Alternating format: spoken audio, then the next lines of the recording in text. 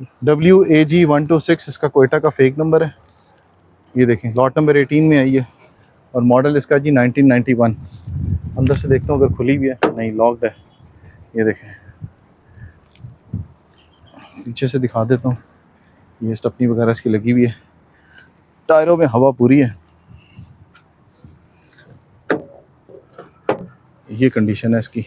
बाकी ये जो गाड़ियाँ हैं इनके अभी फ़ैसले होने बाकी हैं, इसलिए इनके ऊपर अभी आपको लॉट नंबर लिखा हुआ नज़र नहीं आएगा।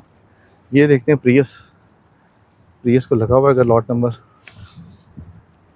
लगा हुआ है जी, लॉट नंबर 27 है, टोयोटा प्रियस है, 2010 मॉडल है। ये LEC 2014, 8000 इसका फेक नंबर लगा हुआ है। ये देखें बोनट की कंडीशन आपके सामने है। ये देखें बम्पर वगैरह भी आपको नज़र आ रहा है। टायरों की कंडीशन बहुत खूबसूरत है। आगे अलार्म लगा हुआ है, पीछे इसका जेनवन लगा हुआ है।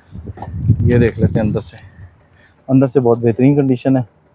ये देखें ठीक है जी, ये भी आपको नज़र आ रही है। पिछला दरवाज़ा देखते हैं, लॉक्ड है। पीछे भी कंडीशन ठीक ही लग रही है। यहाँ से देख लेते हैं, ये देखें लाइटें इसकी ठीक है।